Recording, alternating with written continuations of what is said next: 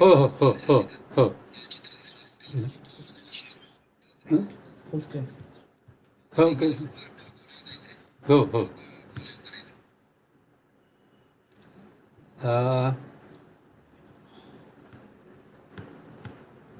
तुम्ही म्हणलात की मग गोलाही करायचं दाबीन ते, नाही का? आता फुल स्क्रीन केलं आता.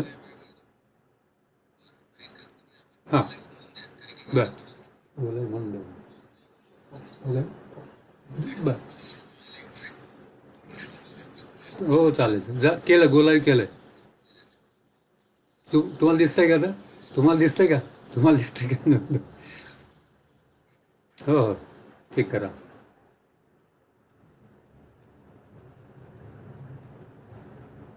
740 का आ जाए क्या? 740 को रिवर्स. ठीक है.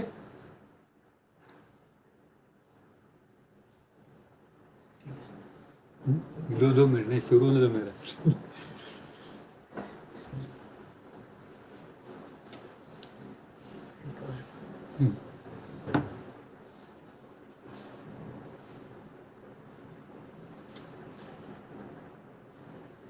पे क्वेश्चन आएंगे.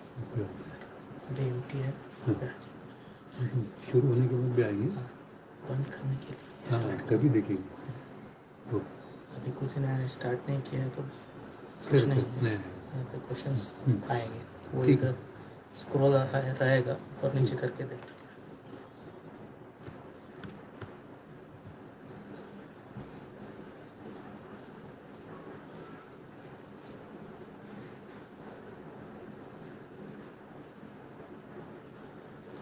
आवाज का और कुछ नहीं है. आवाज का साउंड एडजस्ट कर. आवाज चालू है. आवाज चालू है. आगे. ब- हाँ.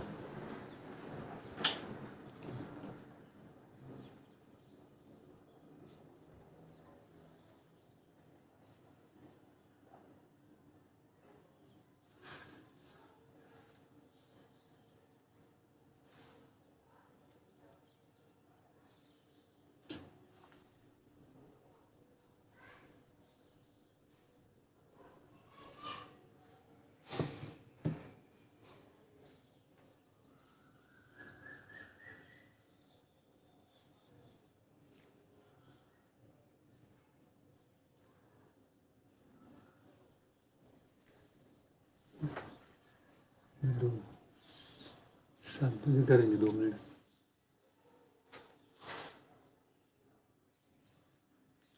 उसको पूछने की जरूरत नहीं ना, दिख रहा है कि नहीं हो रहा है. हाँ? रहेगा तो बताएगा वो. कॉल करेंगे. हाँ. अभी चेक किया. अभी चेक किया. नहीं किया. उन्होंने चेक नहीं किया. नहीं किया. वो बोला मैं बंद करके देखता हूँ. नहीं क्यों, क्या वो कल लेक्चर देख रहा था ना, तो उनके मैसेजेस आ रहे थे कि आपका आवाज़ नहीं आ रहा है, ये नहीं आ रहा है. नेटवर्क के कारण भी. बस इसमें कुछ करने का नहीं है. ये ब्रॉडबैंड से कनेक्टेड है तो चलना चाहिए. बस.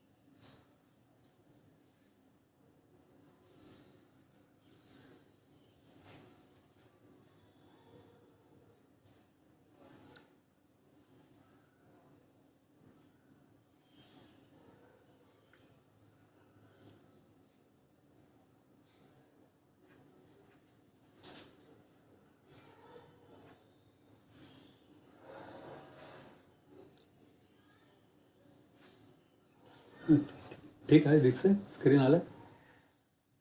ठीक आहे ना. ठीक आहे ना. हां. ठीक आहे. ठीक. एक 1 मिनिटांनी 2 मिनिटं सुरू करतो 7ला बरोबर.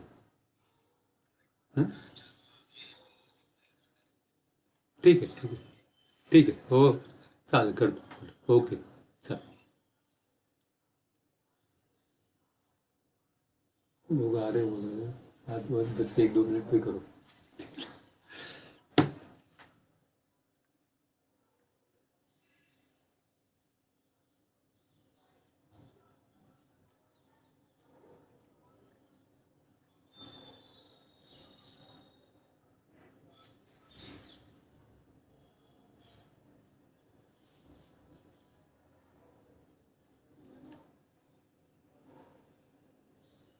आजकल लिस्ट दिया है चाइनीज ऐप का ये बैन करने के लिए तो उसमें जूम का नहीं है ये मोबाइल ऐप से बस मोबाइल ऐप में टिकटॉक फीचर बस मोबाइल ऐप है जूम किस में आता है तो दोनों है इसका भी है ये भी है तो उसको तो बैन नहीं किया बस इसका मिस जूम का क्या है चले तो कल हमारा जूम पे है लेकिन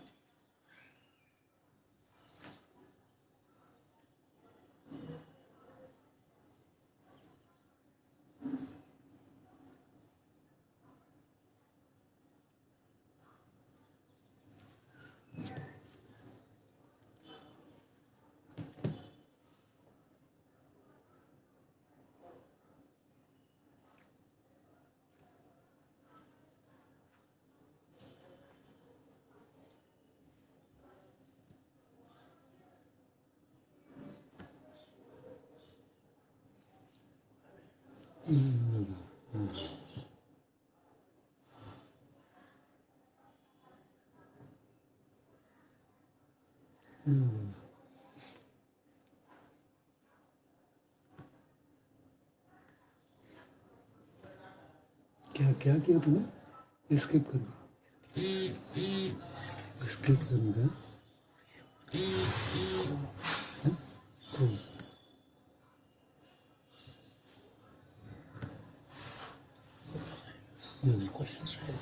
तो ठीक है अभी वापस गए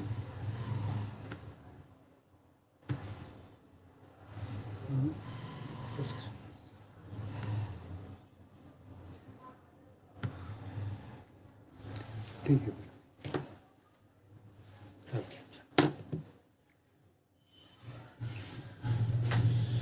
ये 7:40 को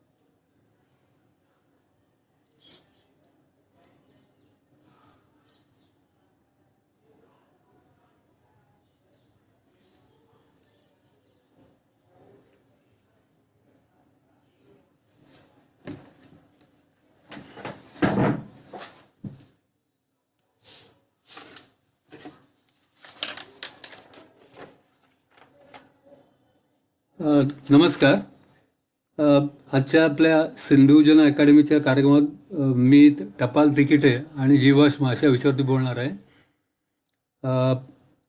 सुरुवातीला आपण टपाल तिकिटाबद्दलची माहिती घेऊया टपाल तिकीट म्हटलं की आपल्या डोळ्यासमोर लगेचच कागदाचा लहान तुकडा येतो ज्याच्या मागच्या बाजूला डिंक लावलेला असतो हा भाग आपण पाकिटावर किंवा पार्सलवर चिकटवतो तर कागदाच्या वरच्या बाजूला एखादे चित्र व काही लिहिलेले असते या चित्रावर अनेक विषय हाताळलेले दिसतात. उदाहरणार्थ प्रसिद्ध व्यक्ती, पक्षी, प्राणी, फळे, फुले, शंखशिंपले, खनिजे, जीवाश्म इत्यादी. टपाल तिकिटावरील विषयांच्या या विविधतेतूनच अनेक तिकीट संग्राहक एखाद्या विषयाला धरून आपापला संग्रह करत असतात. टपाल तिकीटं तसंच पोस्ट ऑफिसात मिळणारी इतर पोस्टल स्टेशनरी म्हणजेच पोस्टाची कार्डं, पाकिटं, एरोग्राम, तिकिटाचे शीटलेट्स तसेच पोस्टाच्या पत्रावरती पोस्टाकडनं मारले जाणारे पोस्टाचे शिक्के यांचा संग्रह तसेच त्याचा अभ्यास करणे या छंदाला फिलॅटेली असं म्हणतात.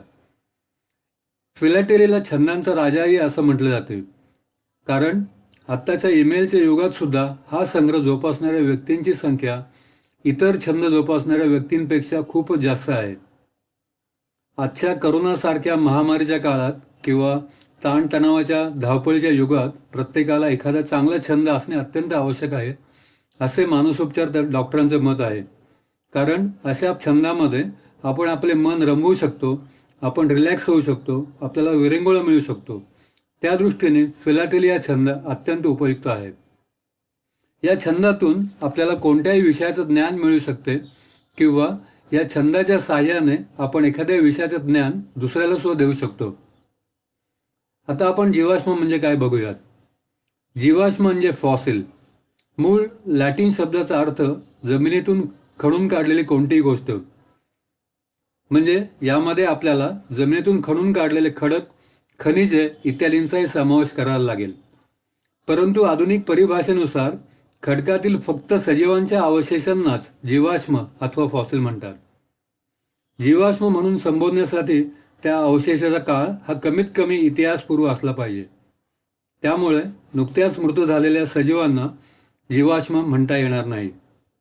जीवाश्मांचा आकार हा अत्यंत सूक्ष्म, ज्यांचा अभ्यास हा सूक्ष्मदर्शकाखाली बघूनच करायला लागतो, ते डायनोसॉर किंवा प्राचीन महाकाय वृक्ष ज्यांची लांबी कित्येक मीटर असून वजन कित्येक टन असते इतका असतो. जीवाश्मांचे वय काही हजार वर्षे ते काही कोटी वर्षे असू शकते. आता आपण टपाल तिकिटाच्या सहाय्याने जीवाश्मांबद्दलची माहिती घेऊयात. आता मी आपल्याला सांगितलं की फिलॅटेली म्हणजे काय आणि त्याचा आपण का उपयोग केला ह्याच्यामध्ये. पण हा अत्यंत स्वस्त असा माध्यम आहे की ज्याच्यामुळे आपण आपली जिओ डायव्हर्सिटी हे सर्वसामान्यांपर्यंत नेऊ शकतो. आज आपण फक्त फॉसिलचा अभ्यास टपाल म्हणजे पोस्टाच्या तिकीटं आणि पोस्टल स्टेशनरीच्या सहाय्याने कसं करता येईल हे आपण आज बघणार आहोत. मी आपल्याला सांगितलं की फिलॅटेली म्हणजे तिकिटांचा संग्रह करणे आणि त्याबरोबर अभ्यास करणे याला फिलॅटेली म्हणतात.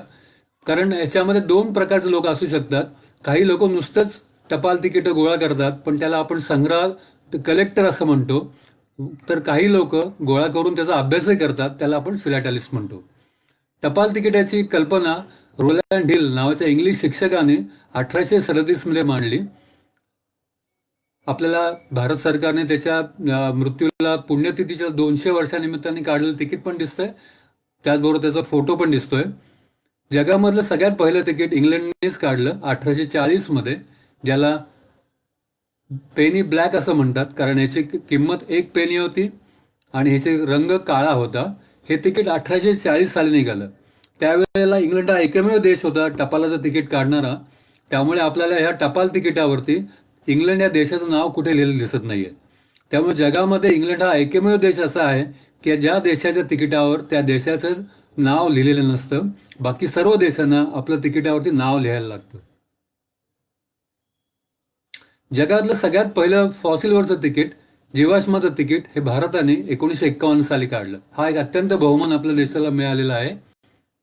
आता आपण पॅलेंटॉलॉजी म्हणजे ज्याला आम्ही पुराजीवशास्त्र असं म्हणतो, तर त्याच्यामध्ये आपण प्राचीन काळातील सजीवांचा अभ्यास करतो. पॅलिओ म्हणजे ancient, onto means life and logy means science. हा शब्द पहिल्यांदा ब्लेन व्हिले याने 1825 मध्ये वापरला आणि जिओलॉजिकल वाङ्मयामध्ये वाल्डहेम याने 1834 मध्ये तो आणला. आता आपण जी स्लाइड बघतोय त्याच्यावरती तुम्हाला लक्षात येईल की इथे आपल्याला टपालाचा शिक्का मारलेला दिसतोय.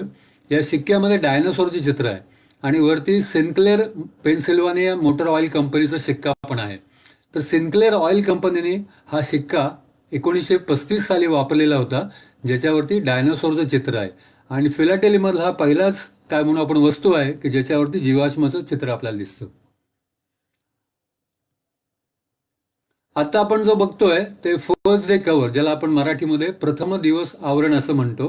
मी आपल्याला मगाशी म्हटलं की टपाल तिकीटं आणि त्याबरोबरच पोस्टल स्टेशनरी की ज्याच्यामध्ये प्रथम दिवस आवरण हा भाग पण येतो.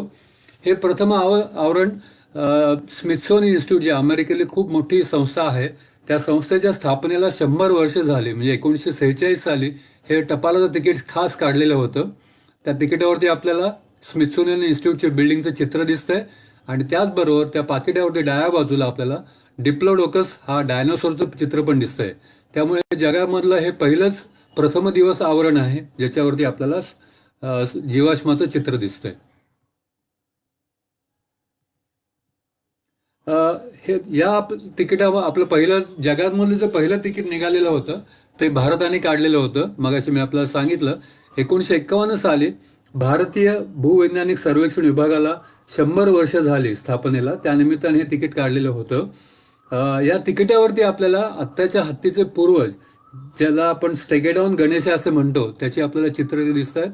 याचे फॉसिल आपल्याला त्यावेळेला हिमालयामध्ये डॉक्टर D.N. वाडिया या भूवैज्ञानिकांना सापडलेले होते. पहिलं पोस्टाचं कार्ड ज्याच्यावरती जीवाश्म चित्र होतं हे आपल्याला आता बघायला मिळतंय. पोलंडच्या जिओलॉजिकल इन्स्टिट्यूटला 50 वर्ष झाली, त्यानिमित्ताने त्याने एक स्पेशल पोस्टकार्ड काढलेलं होतं. या पोस्टकार्डवरती आपल्याला अमोनाइड, की ज्याला आपण शाळीग्राम म्हणून ओळखतो, तर त्याचं आपल्याला चित्र दिसतंय. हा शाळीग्रामाचा जीनस जो आहे, पेरिस्पिंटस नावाचा जीनसचा शाळीग्राम आपल्याला दिसतोय. पोलंडनी हे काढलेलं होतं 1970 साली. आपल्या सगळ्यांनाच माहिती आहे की 1993 साली ज्युरॅसिक पार्क हा स्टीव्हन स्पिलबर्गने काढलेला सिनेमा आलेला होता आणि त्याने त्यावेळेला बॉक्स ऑफिसवरचे सगळे रेकॉर्ड त्याच्या आधीचे सगळे मोडलेले होते. आणि त्यानिमित्ताने 2000 साली अमेरिकेने त्या सिनेमाच्या गौरवार्थ एक टपालाचं खास तिकीट काढलेलं होतं. ते आपल्याला डावीकडे बघायला मिळतंय. 23 सेंट किमतीचं हे तिकीट होतं. त्यानंतर त्याच्या खाली आपल्याला जे शीटलेट दिसतंय, म्हणजे त्यामध्ये आपल्याला 9 तिकीटं दिसत आहेत, तर त्याला आपण तिकिटाचं शीटलेट म्हणतो. हे आपल्याला कझाकिस्तानने काढलेलं होतं 2001 साली. ते त्याने खास म्हणजे ज्युरॅसिक पार्क तिसरा भाग जो होता त्याच्या निमित्ताने काढलेलं होतं. उजवीकडे आपल्याला स्टीव्हन स्पिलबर्ग, जो हा दिग्दर्शक होता ज्युरॅसिक पार्क सिनेमाचा, त्याच्या जन्माच्या 70व्या वाढदिवसानिमित्त अनेक देशांनी जगामध्ये तिकीट काढलेली होती. त्यातलं हे तिकीट एक दाखवलेलं आहे. ज्युरॅसिक पार्क या चित्रपटामुळे आपल्याला लक्षात येतं की सर्वसामान्य माणसापर्यंत हा विषय गेला. म्हणजे सर्वसामान्य माणसं, लहान मुलं शाळांमध्ये इतका तो विषय पॉप्युलर झाला की सर्वसामान्य माणूस काय अनेक आपल्याला त्या काळामध्ये खेळण्यांमध्ये सुद्धा डायनोसॉर आपल्याला बघायला मिळाला, पत्त्यांवरती डायनोसॉर बघायला मिळाला. त्यानंतर सिक्वेलच्या स्वरूपामध्ये या सिनेमाचे 3-4 सिक्वेल निघाले. त्यामुळे डायनोसॉर किंवा जीवाश्म हा इतका पॉप्युलर झाला आणि 93 सालानंतर आपल्याला जगामधल्या अनेक देशांनी जीवाश्म किंवा डायनोसॉर या विषयावरती टपालाची तिकीटे काढायला लागली. आणि त्यावेळेला एक गोष्ट अशी लक्षात आली की अनेक देशांमध्ये, ज्या देशात हे जीवाश्म सापडलेले सुद्धा नाही आहेत, त्या देशांनी सुद्धा डायनोसॉर किंवा जीवाश्मावरती तिकीटे काढलेली आपल्याला दिसतात. आता आपण पुराजीवशास्त्राच्या ज्या वेगवेगळ्या शाखा आहेत त्याची आता आपण थोडक्यात माहिती घेऊया. सगळ्यात पहिली शाखा जी आहे त्याला आपण मायक्रो पॅलेंटॉलॉजी असं म्हणतो. या शाखेमध्ये आपण सूक्ष्म जे जीवाश्म असतात त्यांचा आपण अभ्यास फक्त सूक्ष्मदर्शकाखालीच करू शकतो, यांचा अभ्यास इथे केलेला जातो. आता आपल्याला जी स्लाइड दिसते त्याच्यावरती आपल्याला डाव्या बाजूला फोरामिनिफेरा या मायक्रो ऑर्गॅनिझमचे आपल्याला हे दिसत आहेत, 2 तिकीट दिसत आहेत. उजव्या बाजूला रेडिओलारिन्स याचे आपल्याला दिसतोय तिकीट काढलेलं, आणि वरच्या बाजूला आपल्या मध्ये वरच्या बाजूला कोनोडोंट या जीवाश्मांचं आपल्याला तिकीट दिसतंय. ही ब्रँच हल्लीच्या काळामध्ये याला खूपच डिमांड आलेला आहे, कारण पेट्रोलियम एक्सप्लोरेशनमध्ये किंवा समुद्राचं पर्यावरण याच्यामध्ये या शाखेला खूपच महत्व आलेलं आहे. दुसरं जे आहे स्लाइड आता आपण बघतोय, दुसरी शाखा जी आहे त्याला आपण मेगा पॅलेंटॉलॉजी असं म्हणतो. येथे या शाखेमध्ये मोठ्या आकाराच्या जीवाश्मांचा अभ्यास केला जातो की ज्याला आपल्याला मायक्रोस्कोपची आवश्यकता लागत नाही. सहजपणे आपण डोळ्यांनी बघू शकतो आपल्याला हे. साधारणपणे ह्याच्यामध्ये आपण जे म्हणतो की रेप्टाईल्स म्हणजे सरीसर्प, ॲम्फिबियन्स, मॉलुस्क यांचा आपण याच्यामध्ये मुख्यतः अभ्यास करतो. या आपल्याला दिसेल की रेप्टाईल्स तिकिटावरती चित्र दिसतंय, अमोनाईटचं दिसतंय, फिशचं दिसतंय, खाली आपल्याला बेलेनाईटचं दिसतंय आणि उजव्या बाजूला आपल्याला नॉटिलस या प्राण्याचं पण तिकिटावरचं चित्र दिसतंय. पुढची शाखा जी आहे त्याला म्हणतात इकनॉलॉजी.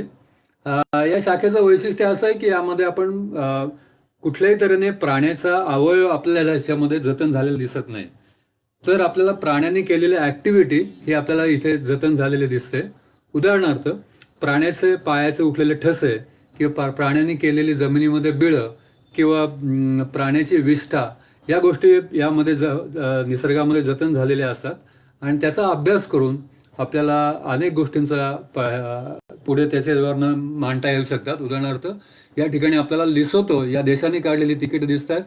लिसोतो या देशामध्ये हा एक डायनासोरच्या फुटप्रिंटचा अतिशय काय म्हणू आपण महत्वाचा अशी एक एरिया आहे की ज्याला जागतिक वारसा स्थळ आता मिळण्याकरता त्यांनी प्रयत्न ते लोक करत आहेत. आणि या डायनासोरच्या फुटप्रिंटवरनं डायनासोरची उंची काय असावी, त्याचं वजन काय असावं, तो शाकाहारी होता का मांसाहारी होता, या सगळ्या गोष्टीचा आपल्याला अभ्यास करता येऊ शकतो. पुढची शाखा आहे त्याला आपण म्हणू शकतो पॅलिओझुलॉजी किंवा पुरा प्राणीशास्त्र. यामध्ये आपण फक्त प्राण्यांच्या जीवाश्मांचाच अभ्यास करतो. मग याच्यामध्ये आपण दोन भाग पण करू शकतो की ज्याच्यामध्ये आपण व्हर्टिब्रेट पॅलेंटॉलॉजी आणि इनव्हर्टिब्रेट पॅलेंटॉलॉजी म्हणून. त्याच्या पुढची शाखा आहे त्याला आपण म्हणतो पॅलिओबॉटनी. याच्यामध्ये आपल्याला लक्षात येईल की पुरा वनस्पती शास्त्र. ह्याच्यामध्ये आपण फक्त वनस्पतींचेच जीवाश्मांचा अभ्यास करतो. या ठिकाणी आपल्याला दिसेल की वनस्पतींच्या पानांचे ठसे पण दिसतात काही ठिकाणी. काही ठिकाणी आपल्याला स्ट्रोमॅटोलाइट्स किंवा ब्लू ग्रीन आल्गीचं पण चित्र दिसतंय आणि वरती पेट्रिफिकेशन किंवा आश्मीभवन झालेला आपल्याला झाडाचा नमुना दिसतोय. पॅलिनॉलॉजी या शाखेमध्ये किंवा ज्याला आपण म्हणतो की पुरा परागकण किंवा पुरा बीजाणू शास्त्र, यामध्ये आपण प्राचीन काळातील परागकण किंवा बीजाणूंचा अभ्यास करतो. या शाखेच्या सहाय्याने आपल्याला अनेक गोष्टींचा अभ्यास करता येतो. आर्किओलॉजीमध्ये पण याचा उपयोग होतो. त्या काळामध्ये हवामान कसं होतं हे पण माहिती घेता येऊ शकते आपल्याला. यानंतर आपण आता पुराजीवशास्त्राचा इतिहास ह्याचे आपण थोडक्यात माहिती घेऊयात. आपल्या सगळ्यांनाच माहिती आहे की वनस्पती किंवा प्राणींच्या वर्गीकरण शास्त्रामध्ये पहिलं काम जे झालेलं होतं ते अरिस्टॉटलने केलेलं होतं. हा एक ग्रीक तत्ववेत्ता होता आणि त्यांनी पहिल्यांदा मांडलं की सजीवांच्यामध्ये आपण दोन मोठे भाग करू शकतो, एक प्राणी आणि एक वनस्पती. इथे आपल्याला ग्रीस या देशानेच काढलेली अरिस्टॉटल वरची तिकीट दिसत आहेत. दुसरं तिकीट आपल्याला दिसतंय ते आपल्याला सगळ्यांनाच माहिती आहे, लिओनार्डो विन्सी. हा इटालियन निसर्गाचा अभ्यासक होता आणि त्यांनी सगळ्यात पहिल्यांदा असं मांडलं की जीवाश्म हे सजीवांचे नैसर्गिक अवशेष आहेत. हे त्याने अत्यंत पहिल्यांदाच सांगितलं. तोपर्यंत लोकांच्या अनेक वेगवेगळ्या कल्पना होत्या की जीवाश्म हे देवाने आकाशानं टाकलेले आहेत की सैतानाने वरनं हे टाकलेले आहेत, अशा अनेक कल्पना होत्या. पण लिओनार्डो विन्सी हा पहिला अभ्यासक होता की ज्याने सांगितलं जीवाश्म हे सजीवांचे नैसर्गिक अवशेष आहेत.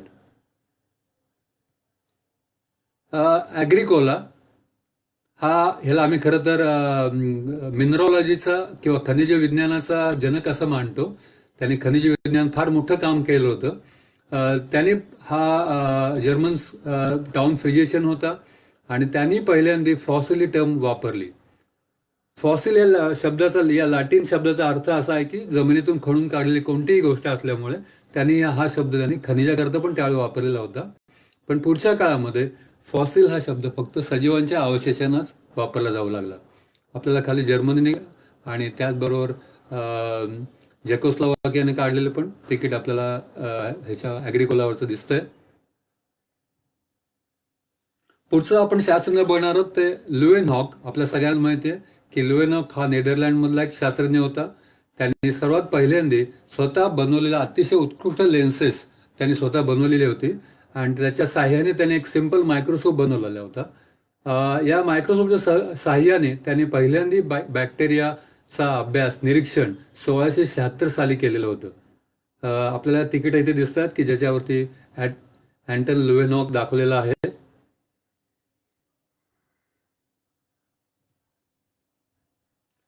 पुढचं आपल्याला स्लाइड आहे त्याच्यावरती कार्ल लिनियस हा आपल्या सगळ्यांनाच माहिती आहे शास्त्रज्ञ. हा स्वीडिश शास्त्रज्ञ होता. खरं तर तो मेडिकल प्रॅक्टिस डॉक्टर होता. आपल्या गोष्ट अशी लक्षात येईल की पूर्वीच्या काळी भूविज्ञानामध्ये अनेक डॉक्टर्स किंवा इंजिनियर्स या लोकांनी खूप मोठं काम केलं होतं किंवा हे लोक निसर्गाचे अभ्यासक होते. त्यामुळे त्यांनी आपल्याला निसर्गात बघितलेलं ऑब्झर्वेशन किंवा निरीक्षण ह्याच्यावरनं भूविज्ञानामधले अनेक थेअरीज किंवा हे सिद्धांत मांडलेले होते. कार्ल लिनियसने पहिल्यांदा बायनॉमियल क्लासिफिकेशन ही क्लासिफिकेशन सिस्टीम मांडलेली होती की ज्यामध्ये आपल्या सगळ्यांनाच माहिती आहे की प्राणी आणि वनस्पती यांची नावं मध्ये आपण पहिलं जे नाव असतं ते जेनेरिक नेम असतं आणि दुसरे त्याचं स्पेसीचं नाव असतं. ही संकल्पना त्यांनी पहिल्यांदा मांडलेली होती. त्यामुळे अनेक देशांनी त्याच्यावरती तिकीट काढलेली आहेत. पुढची स्लाइड आहे त्याच्यावरती आपल्याला डी ऑर्बिग्नी याची आपल्याला तिकीटं दिसत आहेत. हा फ्रेंच शास्त्रज्ञ होता. ह्याला आपण फादर ऑफ मायक्रोपॅलेंटॉलॉजी असंही म्हणतो. त्याचं मायक्रोपॅलेंटॉलॉजी खूपच मोठं कॉन्ट्रीब्युशन आहे. हा पॅरिसमधल्या म्युझियममध्ये काम करत होता आणि पॅरिसमधल्या म्युझियममध्ये काम करत असताना चेवेलियर याने भारतामध्ये जी एक त्याची एक्सपिडिशन काढलेली होती त्यावेळी त्याने पॉंडेचेरीमधलं काही खडकांचे नमुने आपल्याबरोबर घेऊन गेलेला होता. हे खडकांचे नमुने त्या पॅरिसमधल्या म्युझियममध्ये ऑर्बिंगला मिळाले आणि त्यांनी तिथे पॉंडेचेरीमधल्या मायक्रोफॉसिलवरती काम केलेलं होतं की जे 1845 साली पब्लिश त्यांनी केलेलं होतं. आणि इंटरेस्टिंग गोष्ट म्हणजे की त्याच्यावरची तिकीटं निघालेत. जरी तो फ्रेंच होता तरी तिकीटं मात्र बोलिव्हियाने काढलेले आपल्याला दिसत आहेत. कारण त्याचं खूप मोठं कॉन्ट्रीब्युशन हे साऊथ अमेरिकेमध्ये त्यांनी काम केलेल्यावरती होतं आणि त्यातल्या त्यात बोलिव्हिया देशामधलं तर खडकांचं फारच मोठं काम आहे. त्यानिमित्त बोलिव्हियाने त्याच्या 200व्या जन्माच्या निमित्ताने ही अशी तिकीटं काढलेली होती. पुढचं आपल्या सगळ्यांना माहिती आहे की चार्ल्स डार्विन हा आपण फादर ऑफ इव्होल्युशन थेअरी म्हणून ओळखला जातो. 2009 साली त्याच्या जन्माला 200 वर्ष झालेली होती आणि त्याच वर्षी त्याचं जे प्रख्यात गाजलेलं पुस्तक होतं ओरिजिन ऑफ स्पेसीज त्या पुस्तकाला 150 वर्ष झाली. त्यानिमित्ताने जगभरातील अनेक देशांनी बहुसंख्य देशांनी टपालाची तिकीटं काढलेली होती. त्यातली काही टपाल तिकीटं आपल्या इथे दाखवलेली आहेत.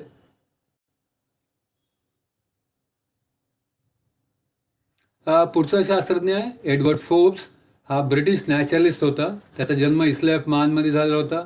हा पण बेसिकली मेडिसिनच्या डिग्रीमधला होता पण त्यानंतर त्याने हे आपलं शास्त्र सोडलं आणि त्यानंतर तो पूर्णपणे नॅचरल हिस्ट्रीमध्ये तो काम करायला लागला. त्याने अत्यंत खूप मोठं काम मॉलुस्क या ग्रुपवरती आणि सी स्टारवर केलेलं होतं. त्याने आपल्याला माहिती आहे की ओशनोग्राफी, बायोजिओग्राफी आणि पॅलिओ इकॉलॉजी ही 3 फील्ड्स एस्टॅब्लिश करण्यामध्ये त्याचा फार मोठा वाटा होता. ह्याने सुद्धा ह्याला के आणि कनलिफ या दोघांनी पॉंडेचेरीमध्ये येऊन तिथल्या खडकांचा आणि तिथल्या जीवाश्मांचा गोळा केलेलं होतं. हे त्याला इंग्लंडमध्ये मिळालेलं होतं 1842 साली आणि त्याने तिथल्या फॉसिलवरती काम करून 1846 साली फोर्ब्सने आपलं पहिलं पब्लिकेशन पॉंडेचेरीमधल्या फॉसिलवरती पब्लिश केलेलं होतं.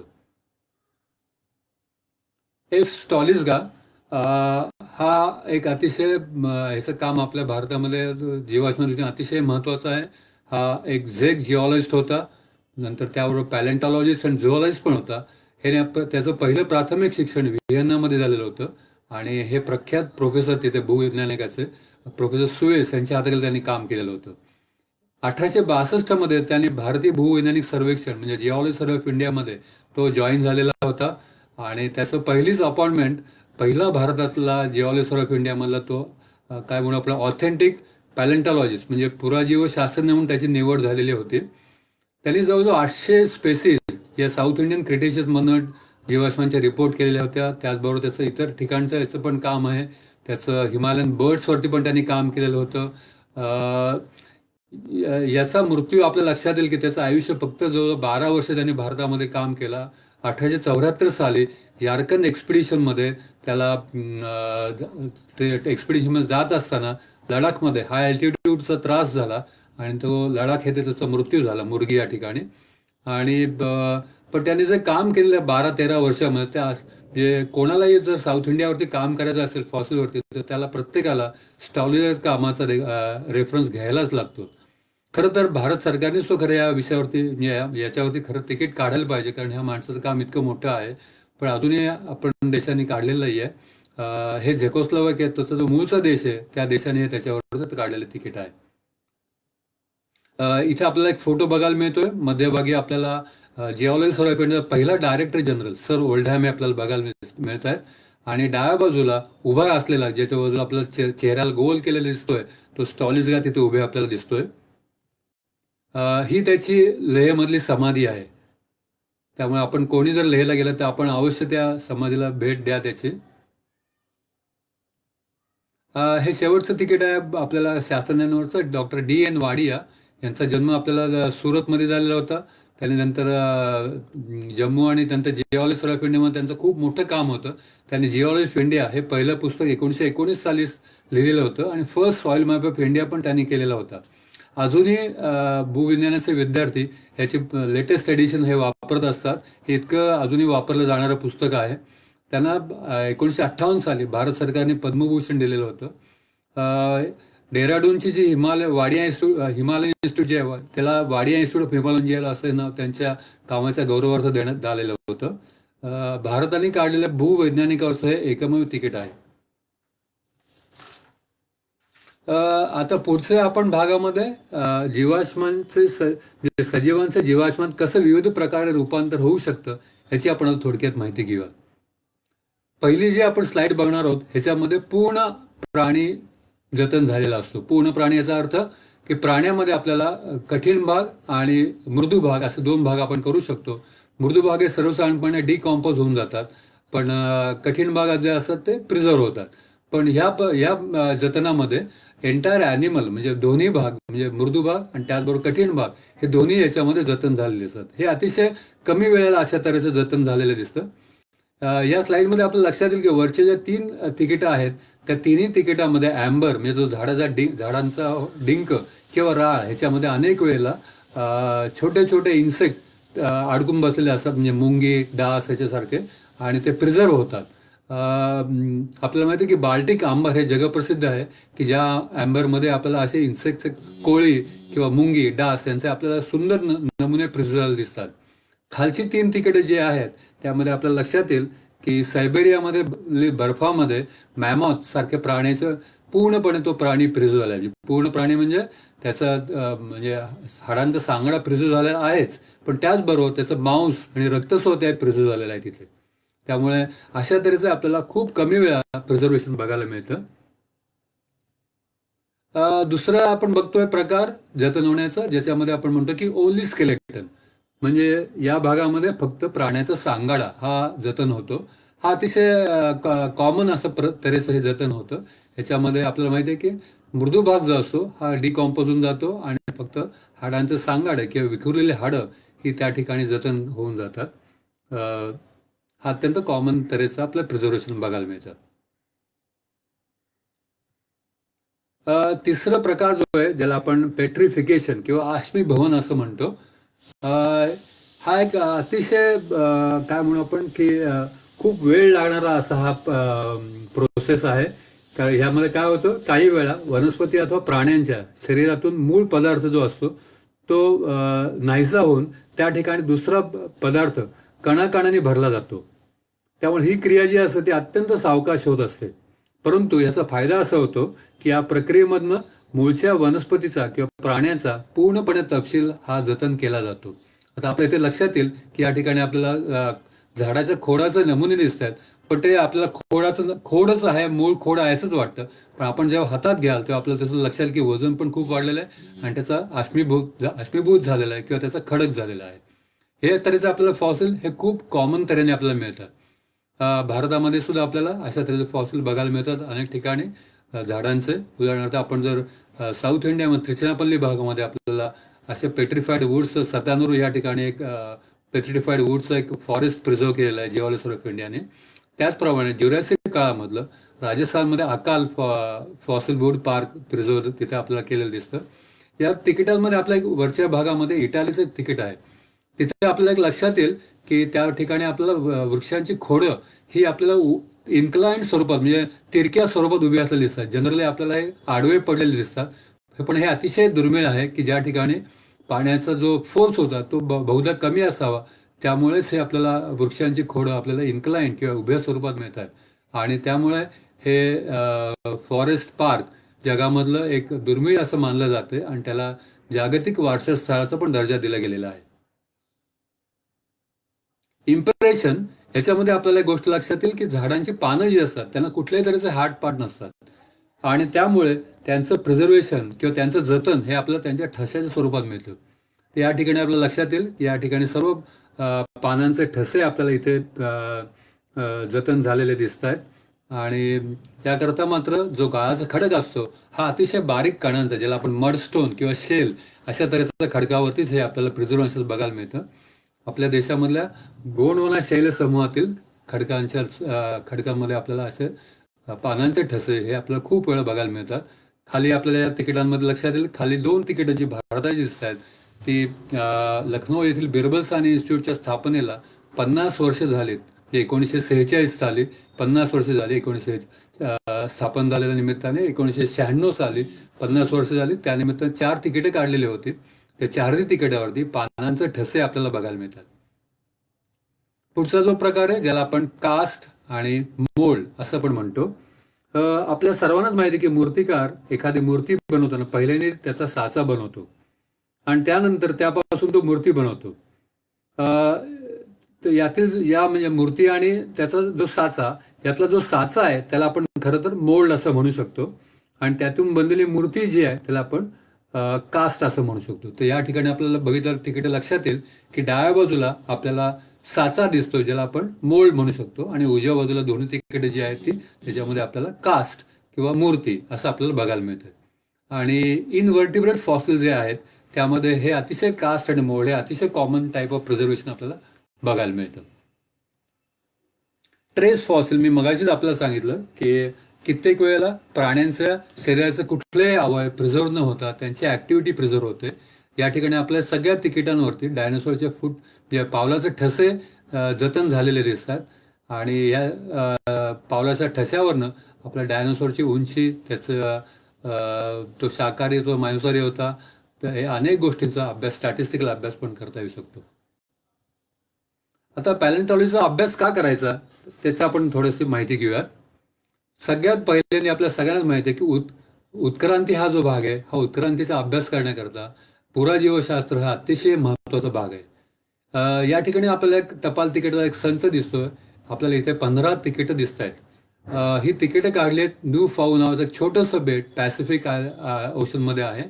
या बेटाचं वैशिष्ट्य असं की हे बेट अतिशय सुंदर तिकीटं काढत असतं की ज्याला संबंध जगभराची लोकांची म्हणजे संग्राहकांची मागणी असते. उदाहरणार्थ ते टपाली तिकीटं काढताना आता उदाहरणार्थ ह्या वर्षी नोबेल प्राइज मिळेल त्या लोकांच्यावर तिकीटं काढतील किंवा समजा यावर्षी आपल्याला जर वर्ल्ड कप फुटबॉलचे मॅच असेल तर त्या विषयावर काढतील. अशा ज्या विषयाला खूप प्राधान्य आहे सध्या मार्केटमध्ये त्या विषयावरती हा देश तिकीटं काढत असतो आणि ह्या देशाची अर्थव्यवस्था खूप मोठा हिस्सा हा त्यांना टपाल तिकिटाच्या विक्रीतनं मिळत असतो. या ठिकाणी आपल्याला हा 15 तिकिटाचा संच दिसतोय. या संचामध्ये आपल्याला एक गोष्ट लक्षात येईल की पृथ्वीच्या उत्पत्तीपासून आपल्याला माणूस चंद्रावर गेला इथपर्यंतचा सर्व इतिहास या 15 तिकिटाच्या सहाय्याने दाखवलेला आहे. आपल्याला माहिती आहे पहिल्यांदा पृथ्वी अतिशय उष्ण अशा स्वरूपामध्ये आपल्याला पहिल्यांदा बघायला मिळते. दुसऱ्या 2 तिकिटावरती तिथे आपल्याला मोठ्या प्रमाणावरती व्होल्कॅनिक ऍक्टिव्हिटी बघायला मिळते. नंतर त्या ह्याच्यातनं मोठ्या प्रमाणात गॅसेस बाहेर पडलेले होते, त्याच्यामुळे हवामान हे पूर्णपणे सजीवांना किंवा जमिनीवरच्या प्राण्यांना योग्य असं नव्हतं. खालच्या तिकिटावरती आपल्याला पहिल्यांदा समुद्रामधलं जीव निर्माण झालेले दिसत आहेत, मग जमिनीवरती आलेले दिसत आहेत. नंतर आपल्याला केम्ब्रियन काळामध्ये ट्रायलोबिट सारखे प्राणी बघायला मिळत आहेत. नंतर आपल्याला बर्ड सारखे प्राणी हे ज्युरॅसिक काळामध्ये मिळत आहेत. त्याच्या पुढच्या काळामध्ये आपल्याला डायनोसॉर बघायला मिळत आहेत आणि नंतर आपल्याला मानवाची आदिमानव बघायला मिळतोय. सगळ्यात शेवटच्या तिकिटावरती आपल्याला माणूस चंद्रावर गेलेला बघायला मिळतो. अतिशय उत्कृष्ट असा संच आहे हा, की ज्याच्यामध्ये आपण पूर्णपणे पृथ्वीची उत्क्रांती त्याच्यावरचा इतिहास आपण संबंध समजावून सांगू शकतो. इव्होल्युशन ऑफ हॉर्स म्हणजे घोड्यामधली उत्क्रांती ह्याचाही अभ्यास आपण करू शकतो. हा पण एक अतिशय सुंदर तिकिटाचा संच अफगाणिस्तान पोस्टाने काढलेला होता, की ज्याच्या साह्याने आपण हा विषय विद्यार्थ्यांना शिकू शकतो की आपण अभ्यास करू शकतो. इव्होल्युशन ऑफ मॅन म्हणजे मानवाची उत्क्रांती ह्याचा पण आपण अभ्यास टपाल तिकिटाच्या सहाय्याने करू शकतो आणि किंवा तो आपण विद्यार्थ्यांना शिकवू सुद्धा शकतो.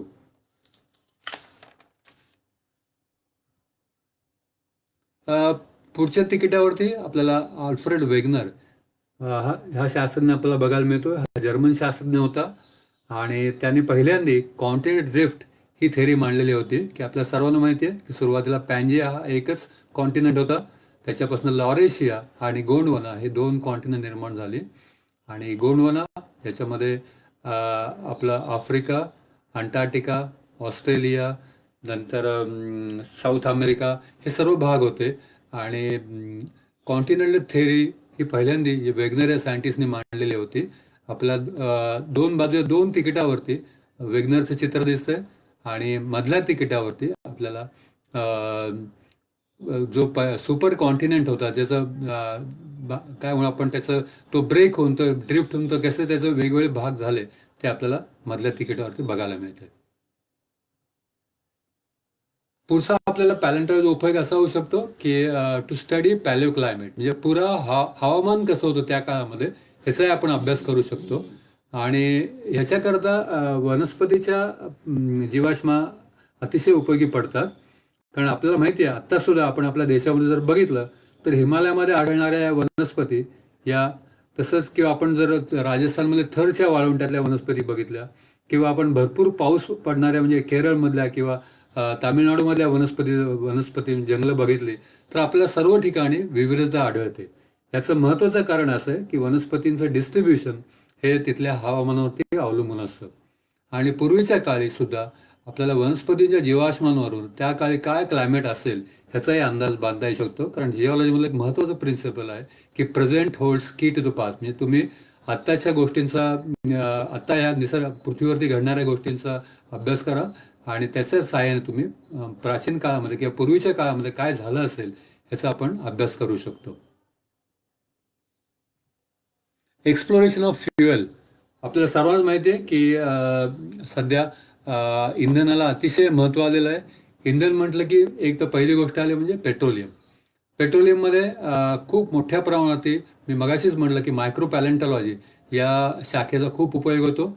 या आपल्या स्लाईडवरती उजव्या बाजूला दिसेल की तिथे आपल्याला बायनायकलवर मायक्रोस्कोप दिसतोय. या मायक्रोस्कोपच्या साहाय्याने पॅलेंटॉलॉजिस्ट हे वेगवेगळे मायक्रोफॉसिलचा अभ्यास करतात आणि त्याच्या सहाय्यावरून त्या खडकांचे वय काय असू शकेल आणि पेट्रोलियमच्या दृष्टीने ते उपयुक्त आहेत की नाहीत अशा अनेक गोष्टींचे अनुमान हे शास्त्रज्ञ काढू शकतात. ते आपल्याला मायक्रोस्कोप दिसतोय तिथे आणि डाव्या बाजूच्या तिकिटामध्ये आपल्याला पेट्रोलियमच्या ह्याच्यामध्ये कशा तऱ्हेने एक्सप्लोरेशन केलं जातं. आपला टिपिकल डोम सारखं स्ट्रक्चर दिसतंय त्याच्यामधनं तेल काढल्यानंतर ते बाहेर काढून मग ऑइल टँकरमधनं त्याचं ट्रान्सपोर्टेशन केलं जातं हे आपल्याला बघायला मिळत आहे. त्याच्यामुळे पेट्रोलियम एक्सप्लोरेशनमध्ये पेट्रोलियमचा शोध घेणं ह्याच्यामध्ये जीवाश्मांचा म्हणजे मुख्यतः आपण मायक्रोफॉसिलचा खूप मोठा उपयोग होतो. त्याचबरोबर दुसरं इंधनाचा महत्त्वाचा भाग आहे म्हणजे कोळसा. आपल्याला सर्वांनाच माहिती आहे की कोळसा हा प्राचीन काळामध्ये म्हणजे गोंडवाना काळामध्ये जी जंगलं होती पृथ्वीवरती मोठ्या प्रमाणावरती त्या जंगलांचं पासनं हा कोळसा मुख्यतः बनलेला आहे की ज्याला आपण कार्बोनिफेरस पिरियड असं त्या काळामध्ये निर्माण झालेलं आहे. आणि आपल्या भारतामधले सुद्धा जे 90% कोळशाच्या खाणी ज्या आहेत त्या गोंडवाना काळामधल्या कोळशावरतीच अवलंबून आहे. तर कोळसा जो आहे हा कोळशाच्या निर्मितीमध्ये वनस्पतींचा हा मोठा वाटा असल्यामुळे त्याच्यामध्ये सुद्धा आपल्याला जीवाश्मांचा अभ्यास उपयोगी पडू शकतो. जिओ पार्क हा एक अजून आपल्या देशामध्ये आलेला काय म्हणून संकल्पना नाही अजूनही पण अनेक देशांमध्ये परदेशामध्ये ही कल्पना आलेली आहे. आपल्या सर्वांना माहिती आहे की बायोडायव्हर्सिटी पार्क हा शब्द मात्र आपल्या सर्वांना माहिती आहे याला आपण म्हणतो की जैवविविधता उद्यान. पुण्यामध्ये पण आपल्याला माहिती आहे जैवविविधता उद्यान होतं अजून झालेलं नाहीये, की ज्याच्यामध्ये जैवविविधतेच्या दृष्टीने अत्यंत महत्त्वाच्या गोष्टींचं जतन केलेलं जातं. त्याचप्रमाणे जिओ पार्कमध्ये सुद्धा जिओ डायव्हर्सिटी म्हणजे ज्यामध्ये आपण खडकांच्या दृष्टीने महत्त्वाच्या जागा, खनिजांच्या दृष्टीने महत्त्वाच्या जागा किंवा भूरूपाच्या दृष्टीने महत्त्वाच्या जागा किंवा जीवाश्मांच्या दृष्टीने महत्त्वाच्या जागा, म्हणजे उदाहरणार्थ आपण घ्यायचं जर म्हटलं तर आपल्याला माहिती आहे की पुण्याजवळ निघोज म्हणून ठिकाण आहे नगर जिल्ह्यामध्ये. या ठिकाणी आपल्याला माहिती आहे की खूप मोठे रांजण खळगे आहेत, पॉटहोल्स म्हणतो आपण. तर ह्या पॉटहोल्स मोठ्या प्रमाणात तिथे आहेत. तर ह्याला आपण एक वेगळ्या तऱ्हेचा लँडफॉर्म असं म्हणू शकतो, हा किंवा हेरिटेज आपण म्हणू शकतो. हे सुद्धा खरं एक जिओ डायव्हर्सिटीचा भाग आहे आणि तो आपण खरं प्रिझर्व केला पाहिजे. तर अशा गोष्टींना आपण जिओ डायव्हर्सिटी खाली पण प्रिझर्व करू शकतो. त्याचबरोबर तिथल्या स्थानिक लोकांना आपण उपजीविकेचं साधन पण निर्माण करू शकतो. तर या दृष्टीने परदेशामध्ये म्हणजे मुख्यतः अमेरिकेमध्ये आणि युरोपियन कंट्रीमध्ये खूप मोठ्या प्रमाणात जिओ पार्क केलेले आहेत. त्याचबरोबर पॅलिओ पार्क हा जो कन्सेप्ट आहे की या ठिकाणी फक्त जीवाश्मांचं जतन केलं जातं. आपल्या भारतामध्ये काही लोकॅलिटीमध्ये करायचा प्रयत्न चाललेला आहे, उदाहरणार्थ तामिळनाडूमध्ये किंवा कच्छमध्ये एक डायनोसॉर पार्क तयार झालेला आहे. 1 वर्षच त्याला नुकतं झालेलं आहे. पण अजूनही आपल्या देशामध्ये त्या दृष्टीने काम खूप होणं आवश्यक आहे. इथं आपल्याला जिओ पार्क वरती काढलेले तिकीटं दिसत आहेत. डाव्या बाजू जो संच आहे तो जवळजवळ 17 तिकीटं हाँगकाँगने काढलेली होती. एक अतिशय इंटरेस्टिंग असं जिओ पार्कची एरिया तिथं आहे. आणि उजव्या बाजूचा जो संच आहे तो पोर्तुगालने काढला होता. पोर्तुगालमध्ये अझोर्स म्हणून जी बेटं आहेत त्या बेटावरती ज्वालामुखीपासून निर्माण झालेले अनेक भूरूपं आहेत आणि ही त्यांनी प्रिझर्व करून जिओ हेरिटेज पार्क म्हणून निर्माण केलं आहे की ज्याच्यामधनं पर्यावरणाचं आपण किंवा वारसा आपण जतन पण करतो, त्याबरोबर त्याचं आपण लोकांना माहिती पण देतो आणि त्याचबरोबर एक उत्पन्नाचं चांगलं साधन पण निर्माण होत आहे. ते फॉसिल साइट्स हा पण एक अतिशय काय म्हणू आपण की ज्याला खूप महत्त्व देणं अत्यंत आवश्यक आहे. खरं म्हणजे म्हणजे जीवाश्मांच्या ज्या मुख्य जागा आहेत ज्या ठिकाणी आपले जीवाश्म आढळतात त्या जागांचं जतन होणे हे सुद्धा खूप महत्त्वाचं आहे. आपल्याला माहिती आहे की भारतामध्ये हिमालयामध्ये अनेक ठिकाणी आपला खूप चांगल्या तऱ्हेचे जीवाश्म मिळतात. त्याचबरोबर तामिळनाडूमधील आरियालूर या भागामध्ये पण आपल्याला क्रिटेशियस काळामधले जीवाश्म खूप मोठ्या प्रमाणात मिळतात. गुजरातमधील कच्छ भागामध्ये आपल्याला ज्युरॅसिक काळामधले जीवाश्म आढळतात. राजस्थानमधले जैसलमेर भागामध्ये आपल्याला ज्युरॅसिक आणि क्रिटेशियस या काळामधले जीवाश्म आढळतात. तर मध्य प्रदेशमधील बाग परिसरामध्ये आपल्याला क्रिटेशियस काळामधले जीवाश्म आढळतात. हे खरं अतिशय उत्कृष्ट पद्धतीचे जीवाश्म आहे. जगभरातनं अभ्यासक या ठिकाणी अभ्यास करायला येत असतात आणि तो तर खरं आपल्या देशाचा वारसा आहे आणि आपण त्याचं जतन हे करणं अत्यंत आवश्यक आहे. कारण सध्या या बहुसंख्य भागामध्ये अनेक सिमेंटच्या फॅक्टरी झालेल्या आहेत आणि दररोज कोट्यावधी जीवाश्मांची पावडर करून त्यांचं सिमेंट बनवण्याकरता वापरलं जात आहे. त्यामुळे जर आपण योग्य वेळी लक्ष दिलं गेलं नाही तर पुढच्या काळामध्ये म्हणजे आपल्या पुढच्या पिढ्यांना या ठिकाणी जीवाश्म मिळत होते हे सांगणं सुद्धा आपल्याला अवघड होऊन जाईल. एक अशीच एक काय म्हणून आपण फॉसिल साईट आहे जगप्रसिद्ध टांझानियामधली. या ठिकाणी आपल्याला दिसतंय की एक अत्यंत एक्सेप्शनल रिच आर्किओलॉजिकल साईट आहे. या ठिकाणी आपल्याला मानवाचा जो इतिहास आहे त्यातल्या जवळजवळ 20 लाख वर्षाचा इतिहास या ठिकाणामधील खडकांमध्ये तो जतन झालेला आहे. मुख्यतः मानवाचे तसेच प्राण्यांचे जीवाश्म तर आहेतच, पण त्याचबरोबर मानवाने बनवलेली दगडी हत्यारं सुद्धा इथे सापडलेली आहेत. सध्या या जागेला जागतिक वारसा स्थळाचा दर्जा दिलेला आहे. आपल्याला बाजूला खाली तिकीट दिसतंय त्यावरती मेरी लिकी या प्रख्यात आर्किओलॉजिस्टचं चित्र दिसतंय. हिचं आणि तिच्या नवऱ्याचं म्हणजे लुईस लिकी या दोघांचं खूप मोठं काम या ओल्ड वी गॉर्जवरती त्यांचं केलेलं होतं. आणि वरचं जे तिकीट आहे टांझानियाने काढलेलं ते अतिशय इंटरेस्टिंग आहे. या तिकिटावरती आपल्याला काही व्यक्ती दिसत आहेत. त्या व्यक्तींमध्ये लुईस लिकी, मेरी लिकी हे तर दोघं आहेतच. त्याचबरोबर त्यांना या उत्खननामध्ये काम करणारा एक लोकल जो गाईड होता की ज्यांनी या दोघांच्यावर काम करून खूपच पुढे मास्टरी मिळालेली होती, तो पण आपल्याला बघायला मिळतो. आणि त्याचबरोबर नॅशनल जिओग्राफीचे त्यावेळेचे जे मुख्य एडिटर होते ते आणि त्यांची बायको ही सुद्धा ह्या तिकिटावरती बघायला मिळतात. ह्या त्या दृष्टीने अतिशय वेगळ्या तऱ्हेचं टपाल तिकीट टांझानियाने त्यावेळेला काढलेलं होतं. म्युझियम्स हा सुद्धा एक आपल्या देशामध्ये अतिशय दुर्लक्षित असा कन्सेप्ट आहे की ज्याला आपण संग्रहालय असं म्हणतो. खरं तर संग्रहालयामध्ये मुख्यतः सांस्कृतिक, ऐतिहासिक अशा दृष्टीने ज्या काही महत्त्वाच्या गोष्टी असतात किंवा वस्तू असतात त्या गोळा करून ते व्यवस्थितपणे जतन केल्या जायला पाहिजेत. तसेच त्यांचा तिथे अभ्यास पण करणं आवश्यक असतं व सामान्य माणसाला त्याबद्दलची माहिती देण्याचं काम ही म्युझियम्स करत असतात. जगामधल्या अनेक देशांमध्ये तेथील प्रत्येक मोठ्या शहरामध्ये आपल्याला संग्रहालय बघायला मिळतात. आणि अजून एक दुसरी गोष्ट, महत्वाची गोष्ट म्हणजे परदेशामधल्या या सर्व संग्रहालयाला कुठल्याही तऱ्हेने सरकारचं फंडिंग नसतं. त्या ठिकाणी बहुसंख्य वेळा खाजगी व्यक्ती किंवा खाजगी संस्था यांचा पूर्ण त्यांना आर्थिक पाठिंबा असतो.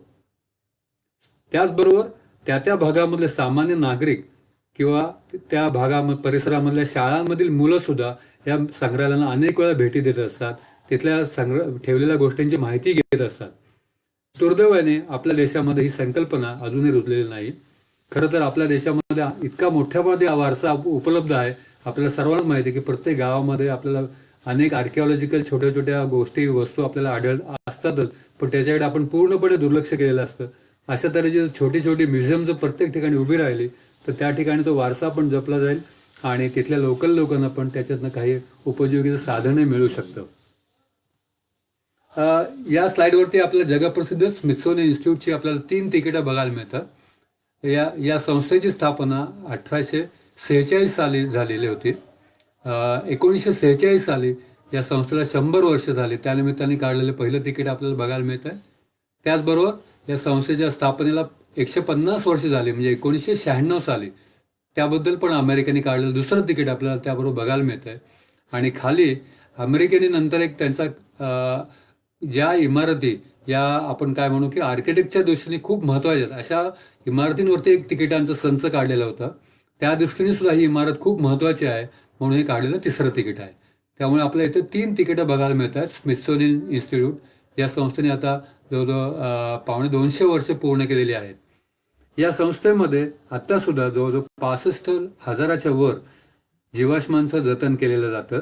त्या ठिकाणी याचा अभ्यास केला जातो. लाखो लोक विद्यार्थी इथे भेट देत असतात. त्या लोकांना या विषयांची माहिती दिली जाते. त्या तऱ्हेने सुद्धा आपल्या देशामध्ये अशा गोष्टी करणं अत्यंत आवश्यक आहे. पुढचा जो भाग आहे मी आपल्याला मगाशी म्हटलं की पोस्टल स्टेशनरी. आपण यामध्ये टपाल तिकिटाबरोबर पोस्ट ऑफिसात ज्या इतर गोष्टी मिळतात म्हणजे पोस्ट कार्ड्स आपल्याला मिळतात, त्याचबरोबर आपल्याला पोस्टाची पाकिटं मिळतात, आपल्याला एरोग्राम मिळतात किंवा टपाल तिकिटाची शीटलेट मिळतात, मॅक्स कार्ड मिळतात किंवा मी मगाशीच म्हटलं आपल्याला की पोस्टाने वापरलेले टपालाचे शिक्के हे सुद्धा आपण याच्यामध्ये गोळा करतो. या ठिकाणी आपल्याला 2 पोस्टकार्ड बघायला मिळतात. ही झेकोस्लोवाकिया झेक प्रजासत्ताकांनी काढलेली होती. एक प्रख्यात चित्रकार हा झेकोस्लोवाकियामध्ये होऊन गेलेला होता, बरियन नावाचा. हा पॅलिओ आर्टिस्ट म्हणून हा प्रसिद्ध आहे. पुरा कालखंडामधील चित्र काढणारा म्हणून तो प्रसिद्ध होता. याचं वैशिष्ट्य असं होतं की तो अनेक पुराजीवशास्त्रज्ञांबरोबर उत्खननामध्ये भाग घ्यायचा. त्यामुळे त्याला त्या उत्खननात भाग घेतल्यामुळे त्यांच्याशी इंटरॅक्शन केल्यामुळे त्याला त्या अवशेषांचा त्याने अभ्यास डिटेलमध्ये केलेला होता. त्यामुळे त्याला त्या प्राण्यांच्या ॲनाटॉमीचा किंवा त्यांच्या काय म्हणू आपण शास्त्रीय त्यांच्या दृष्टीने योग्य रीतीने कसे चित्रित करता येतील याचा त्याला पूर्ण अभ्यास होता. त्यामुळे त्यांनी काढलेली जी चित्र आहेत ते अतिशय शास्त्रीयदृष्ट्या योग्य आहेत. त्यामुळे अनेक देशाने त्यांनी काढलेल्या चित्रावरनं जीवाश्मांवर त्याचबरोबर डायनोसॉरवरती पण पोस्टाची तिकीटं काढण्याकरता बरियनची चित्र वापरलेली होती. त्याच्या जन्माच्या 100 वर्षाच्या निमित्ताने झेक प्रजासत्ताकाने खास पोस्टकार्ड काढलेली आहेत आणि या पोस्टकार्डवरती त्याची काही चित्र त्याने दाखवलेली दिसतं आपल्याला. डावीकडच्या ह्याच्यावरती आपल्याला ट्रायलोबाइड्स बघायला मिळतात आणि उजवीकडच्या पोस्टकार्डवरती मॅमॉथचं चित्र आपल्याला बघायला मिळतं. मी मगाशी म्हटलं तसं पोस्टाचे जे कॅन्सलेशन्स असतात की ज्याला आपण म्हणतो की शिक्के, काही वेळेला खास निमित्ताने सुद्धा असे टपाला शिक्के काढलेले असतात. यात असे आपल्याला काही इथे बघायला मिळत आहेत. तर वरच्या 2 आपल्याला बघायला मिळतात तर त्या ठिकाणी आपल्याला रेप्टाईल्स त्यामध्ये मुख्यतः डायनोसॉरचं आपल्याला शिक्क्यामध्ये चित्र दिसतंय. खालच्या चित्रांमध्ये आपल्याला डावीकडच्या याच्यामध्ये ट्रायलोबाईट, की ज्याच्या शरीराचे 3 भाग मुख्यतः होतात, तर ट्रायलोबाईटचं आपल्याला चित्र बघायला मिळतं शिक्क्यामध्ये. आणि उजवीकडच्या शिक्क्यामध्ये फोरामिनिफर हा मायक्रोफॉसिल त्याचं आपल्याला चित्र बघायला मिळतंय. याच्यावरनं एक आपल्याला एक अशी गोष्ट लक्षात येऊ शकते की आपण कन्क्लुजन काय काढू शकतो, की टपाल तिकिटाच्या किंवा फिलॅटेलीच्या सहाय्याने आपण आपला जो राष्ट्रीय वारसा जो आहे किंवा आपले जे जिओ रिसोर्सेस आहेत ह्याच्याबद्दलची माहिती आपण सर्वसामान्य माणसापर्यंत पण आपण सहजपणे आणू शकतो. आणि त्या निमित्ताने आपण सर्वसामान्य माणसामध्ये इंटरेस्ट आणि अवेअरनेस पण डेव्हलप करू शकतो. हे प्रेझेंटेशन किंवा हा जो मी संग्रह गेले 40-45 वर्ष करतोय, तो करण्यामध्ये मला माझे वडील डॉक्टर वादेव वर्तक हे पण स्वतः मोठे संग्राहक होते, त्यामुळे त्यांचा संग्रह पण मला मिळाला. त्याचबरोबर फर्ग्युसन कॉलेजचे माजी प्राचार्य लेट प्रोफेसर PV सोने हे पण एक प्रख्यात संग्राहकच होते. त्यांनी पण अनेक आर्टिकल्स या विषयावर लिहिलेली होती. त्यांनी सुद्धा मला खूप मदत केली. त्यांचं संग्रह पण मला त्यांनी नंतर दिलेला होता. त्याचबरोबर हॉलंडमधला टॉन इजॉन हा जो एक प्रख्यात काय म्हणू आपण संग्राहक जो आहे, ह्याच्यापाशी जगामधली सर्वच तिकीटं त्याच्या संग्रहामध्ये आहेत. तर तो मला नेहमी मदत करत असतो, कारण माझ्याकडे या सगळी तिकीटं नाही आहेत, तर तो मला त्याच्या स्कॅन करून इमेजेस देत असतो. त्याचबरोबर हे मला भाषण देण्याकरता Shinde sir, doctor Shinde sir, त्याचबरोबर बाविस्कर सर आणि आयोजकांचा मी आभार मानतो आणि मी माझं भाषण संपवतो.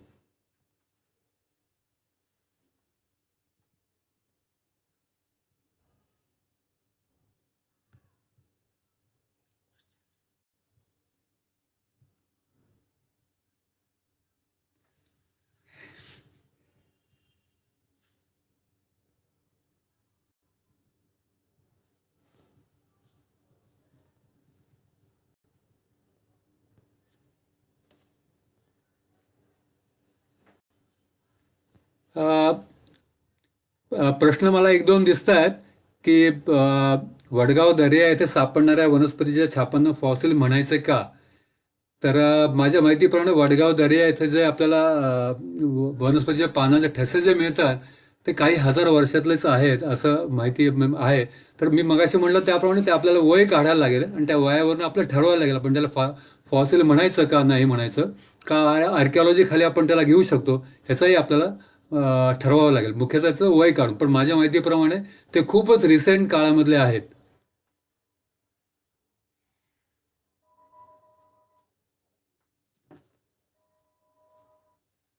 हॅलो, हां सर. हां,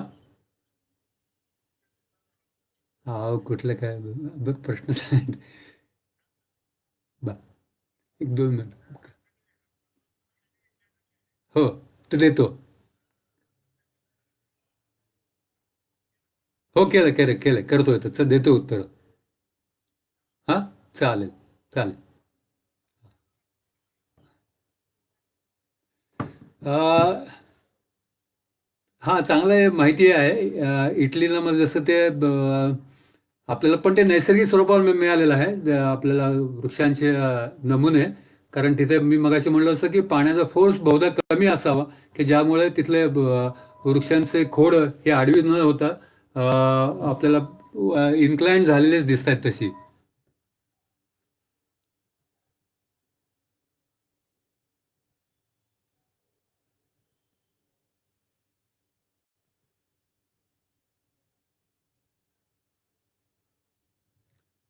एक डॉक्टर श्रीकांत जाधवने प्रश्न विचारला की any postal stamp which is rare. तसं तर खूपच आहेत. मी मगाशी म्हणलं तसं एक तर आपल्या भारताने जो काढला 1951 साली, तो आता त्यामध्ये खूपच दुर्मिळ झालेला आहे.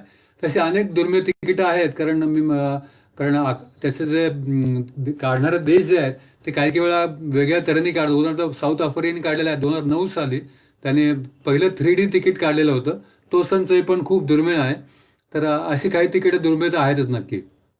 त्याने दुसरा प्रश्न विचारला आहे, any different shapes of postal stamp depending fossil.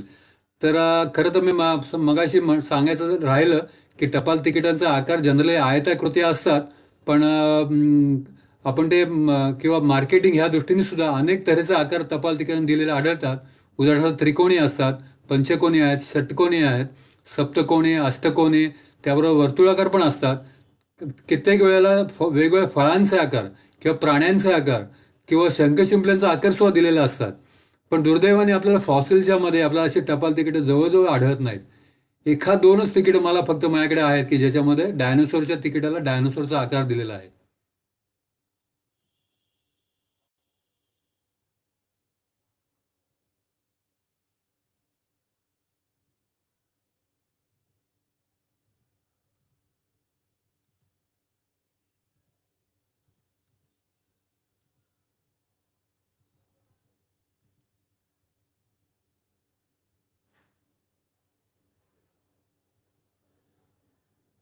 हो, श्रीकांत दादाने परत माहिती दिलेली आहे की आपल्या देशाने खरं आपल्याकडे म्हटलं जसं की इतका मोठा वारसा आहे जीवाश्मांचा, पण आपण त्यामध्ये खरंच काही तिकीटे काढलेली नाहीत.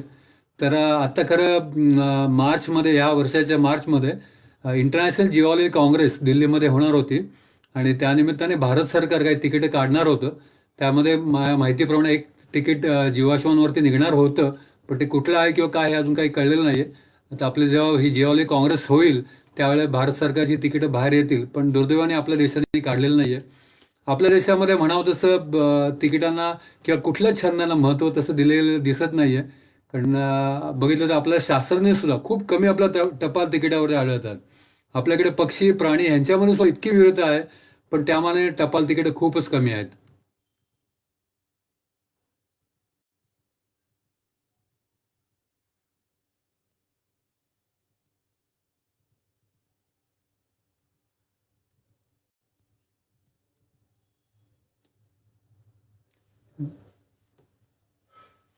मला असं वाटतं आता प्रश्न संपलेले दिसत आहेत, त्यामुळे मी थांबतो आता.